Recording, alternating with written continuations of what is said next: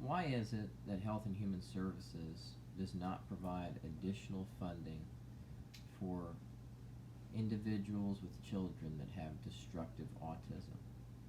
As a parent of children who have destructive autism, let me tell you what it's like.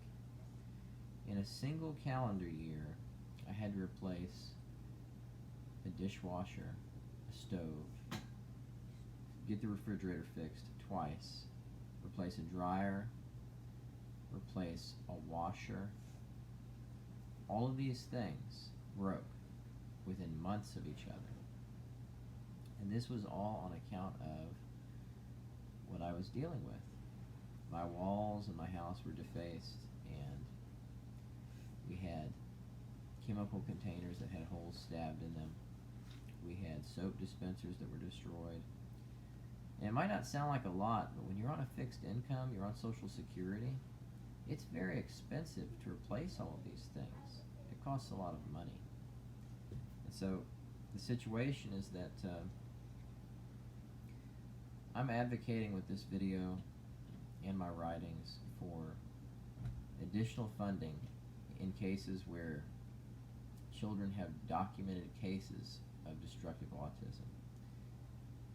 They destroy property, they don't mean to do it, but they do inadvertently, and when you ask them why they do it, they don't understand why they do it, because it's impulse-driven behavior.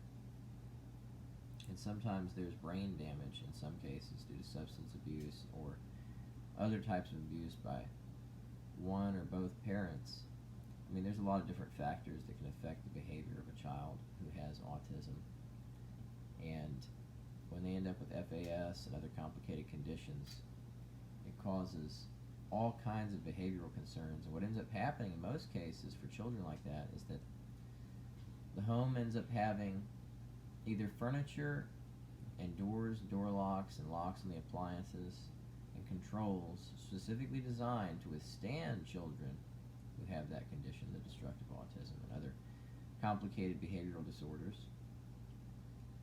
Or it ends up being the case that there's nothing left in the house and alarms go off every time they open the front or back door or their bedroom door. And there are cameras in every room of the house. And you have to have control systems. And even then, there are still difficulties. And the situation is that it's very difficult for parents and providers of those children to care for those children, because what you end up with is an empty house. Everything in your house eventually ends up being broken. You end up without any furniture. Sometimes your car is damaged. Sometimes the interior of the car is destroyed. And while sometimes they do get better as they get older, there are a lot of cases where they actually get worse. When they hit puberty, that's when things get really difficult. And so medication helps to a degree, but if you take your children to providers for psychiatric services, a lot of the time they have this little like angel in the choir type effect when they're in the office, and the providers don't believe you, and that's where the cameras come in. You use the cameras to document their conditions and their behaviors and what they say, and then you show your providers that. And I'm having to go through these things myself, which is how I know. And I'm doing it as a single parent on a survivor's benefit from Social Security. But the Department of Health and Human Services needs to provide a lot of support to parents who have children with documented destructive autism and similar conditions. Because it's like a crucible, having a child like that who isn't being managed by medication. And it's very difficult. It's a strain on those parents at times. You know, there's this program, they say, yes waiver, and it gets to the point where their condition not only destroys their life, but it destroys the lives of the provider or parent and their siblings as well.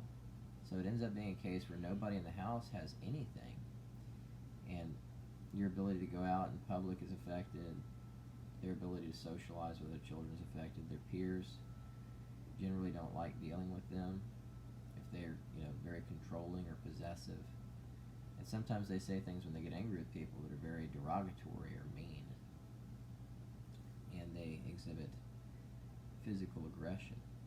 And that's what it's like for parents who have children like that, and for the children themselves and their siblings. It's such a challenging behavior model to contend with, and I know better than most what that's like, because I started out right after my wife died with a fully furnished home. We had a couch that wrapped around the living room. We had a love seat. We had 2 recliners.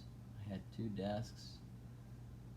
We had a chair in the bedroom that my wife would sit on to crochet, and we had 3 fully furnished bedrooms. And now, after 3 years, we have a bed and a bed frame for the kids. That's the only thing they have in their room. And I have my bed and a nightstand and 2 fold-out desks. But everything else in the house in terms of furniture is gone. Everything. Kitchen table, chairs, living room, coffee table, all of it gone. And that's what it's like. And I had my son on medication at one point, and his provider got dropped by Medicaid. And I have had to change providers several times because they either didn't believe me or they didn't want to prescribe what he needed to control his symptoms and his behavior. And eventually, in situations like that, sometimes it gets better, but a lot of the time it escalates. It ends up being a situation where you have to isolate that person, especially if their behaviors become dangerous to other people at any point in time. Not just for their own good, but for the good of everyone else involved as well. And it's sad that things have to be that way for people, but it's a much better situation when you are dealing with complicated, impulse-driven behaviors and you don't know exactly what the neurological situation is. Oh, we're going to get into that too. What the wait is like and what kind of mental health services are available for children when you go to hospitals.